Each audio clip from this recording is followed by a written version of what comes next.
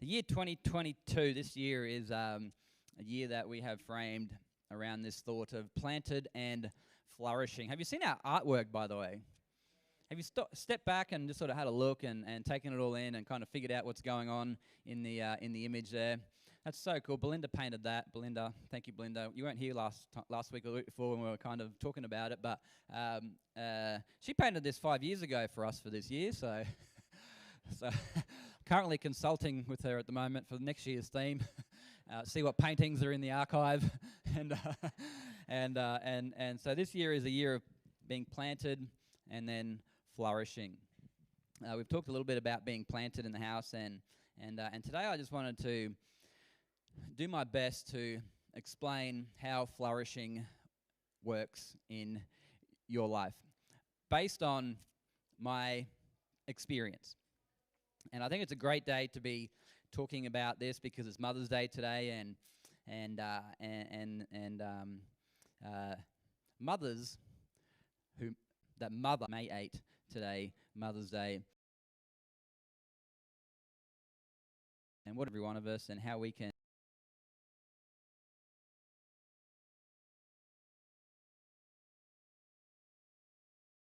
good fruit, good for a good tree. Luke chapter.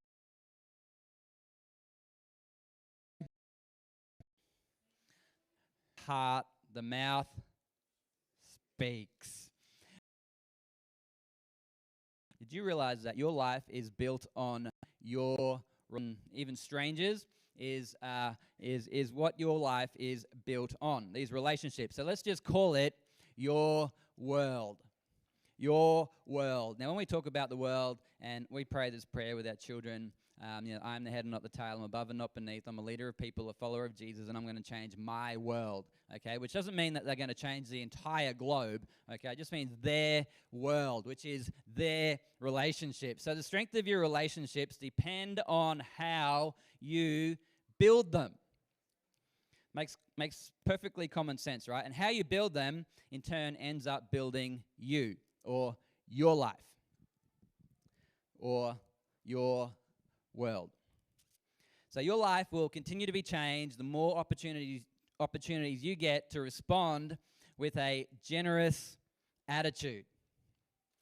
So this morning, I was thinking to myself at 5:30, yeah, my alarm went off at 5:30, and I was thinking to myself, I'm a bit tired today.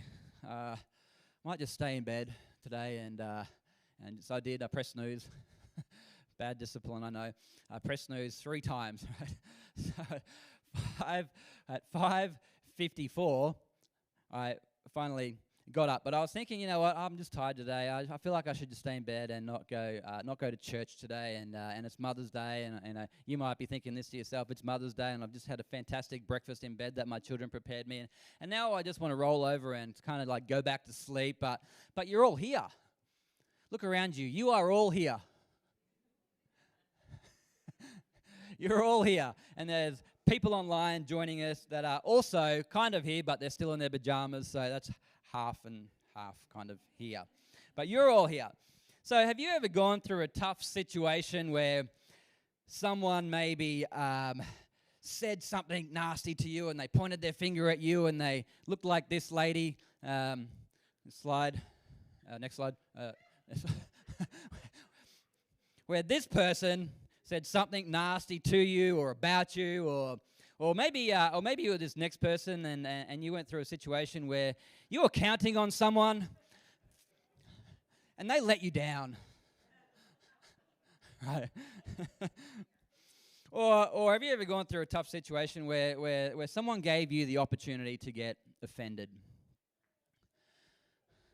This is wise words from Forrest Gump. And one day, for no particular reason, we became offended by everything. Have you ever had the chance to get offended by something or someone, what someone said to you? Maybe they let you down. Maybe they've just not said anything. Silent treatment. We started this church 6 years ago. 6 and a bit years ago. And you know when you first start a church, most of you probably don't know this, but when you start a church, nudge the person next to you and say, when you start a church,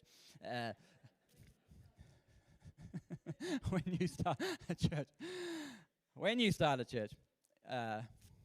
sometimes it's just hard going, okay, hard yakka. You just kind of like, you're committed to it, and it's like, no matter what, we're going on with this, and this is just, we're not going anywhere, we're not leaving. This is it for, this is us now for however long this is going to be, but it's not going to be a short time. And so occasionally when you start a church, a new person walks in through the doors, right? I'm trying to be real here. So I've got the same 4 people that turn up every week, and that's cool. It's my wife and children and Nate and Claire, and and then a few others sort of started joining as well, Rolly and Dot, and Pete and Michelle and the kids. So we kind of had this group of about 20 people that were coming. But then occasionally somebody would turn up that was like, oh, didn't know you were coming. Who are you? And you kind of be really nice to them so that they stay, because it's much easier to worship together when there's more people, and you get to hear inspiring stories of other people's faith, and we've done the Homegrown series recently where we've heard of lots of your stories, which is really inspiring because it's where the rubber meets the road, so it's the real deal, right? And this particular guy came, and he was a prophet. He told us, and he came for about 3 or 4 weeks, and then he sent me a letter saying that he's no longer going to attend our church. And I'm like, why? and as it turns out, it was because we moved into town and it was too far to drive, okay? But I had many sleepless nights thinking, this prophet is not coming to our church. It's either he doesn't have to fix anything, or there's too much to fix. And so I had these thoughts going through my mind, and I actually had the opportunity to get offended by it because no one had ever left our church yet. And so there was this opportunity to change my thinking, or to pull that up and to start thinking more generously. And so we talk about a life change, right? We have it on our signs and whatever, and we talk about a life being changed regularly. But how we respond, often we feel like our human right is to respond by attacking or defending ourselves, right? Anybody? Am I just preaching to myself again and Damo who's online? Good job. Often we feel like our human right to respond to something is by attacking or defending ourselves. Proverbs chapter 11 verse 24. This is one of my favorite verses. It says, from the Message version, it says, the world of the generous gets larger and larger, and the world of the stingy gets smaller and smaller. So today happens to be Mother's Day. And when I think about irrational generosity, mothering sums it all up. In actual fact, I've got a little video here, and why don't you just watch the screen for a moment and check this out. I hope this works. Just give me 1 second. Thank Sure. you. Sorry. Hey. 2 minutes. Thank you. Hi, good afternoon. Sorry about that. Hey, Oi.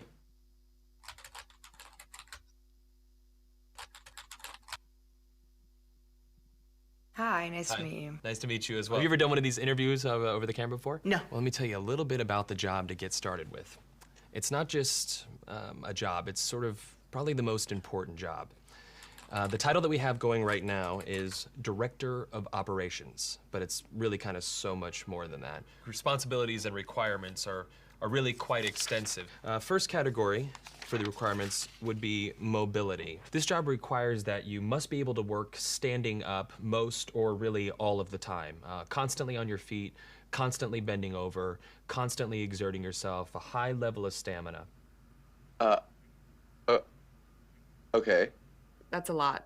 For how many hours? 135 hours to unlimited hours a week. It's basically 24 hours a day, 7 days a week. I'm sure you'll have a chance from time to time to maybe just sit down here and there, yeah? You mean like a break? Yeah. No, there are no breaks available. Is that even legal? Oh, yeah, of course, yeah. Okay. Yeah. So like no lunch. You can have or- lunch, but only when the associate is done eating their lunch.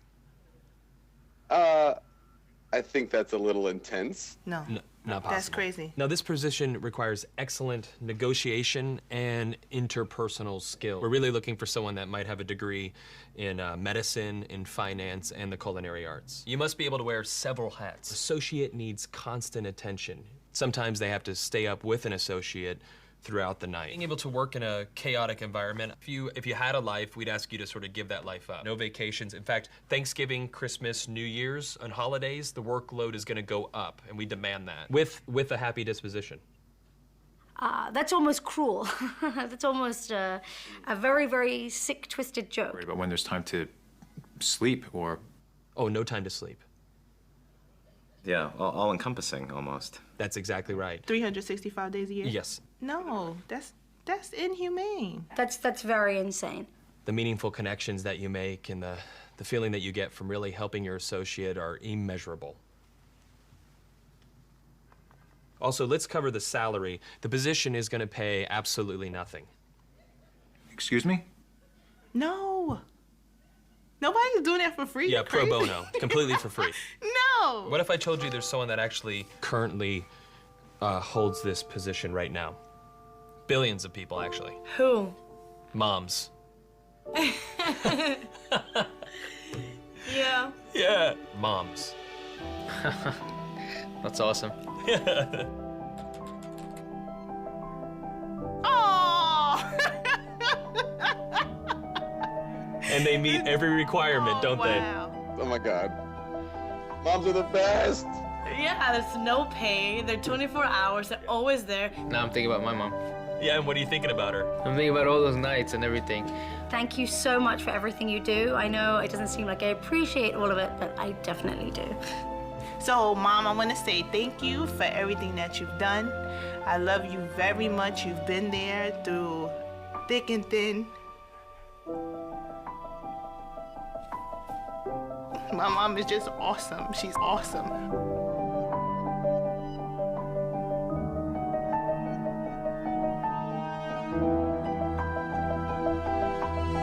Vacancies.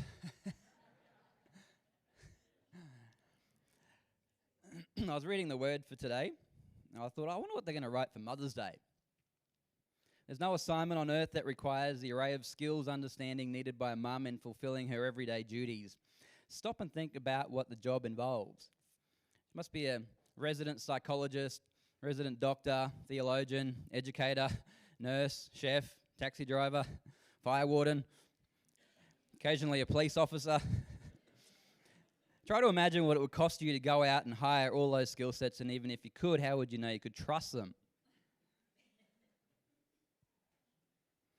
Join Mum on a mid-morning visit to the doctor's surgery after sitting for 45 minutes with a fussy, feverish toddler on her lap. She and the baby are finally ushered into the examining room. The doctor checks out the sick child and then tells the woman with a straight face, be sure you keep him quiet for 4 or 5 days. Don't let him scratch the rash. Make certain he keeps the medicine down, and you'll want to watch his stools. Yep, sure, Doc, any other. And that's because God made them kids away from them. And I'll see you in a generous life in trials of affliction. Everyone faces trials time. Trial is simply or some sort of or testing that of the limit. Has anybody ever experienced growing up and married? It was actually on purpose, or what? But we've also experienced many other types of amazing meals like cucumber soup. Has anybody ever had cucumber soup before?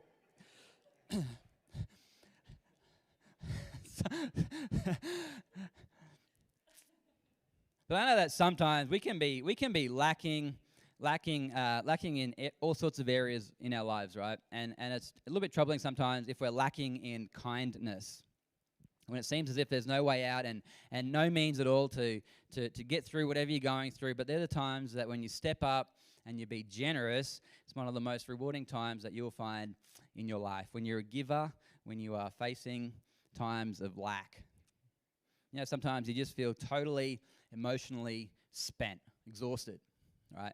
And then somebody's going through a rough patch and you're thinking to yourself, if you just knew what I was going through in my life right now, right? That's what we think, and that's our natural human response. But this is where faith kicks in, all right? Because faith kicks in by actually giving of yourself, even in times of lack.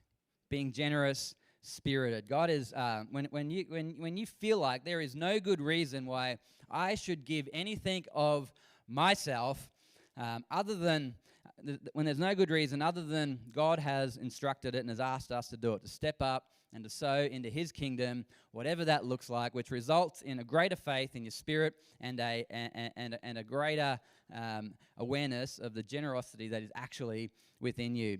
In Proverbs chapter 11, it says, "The generous heart will be made rich or whole or healthy, and he who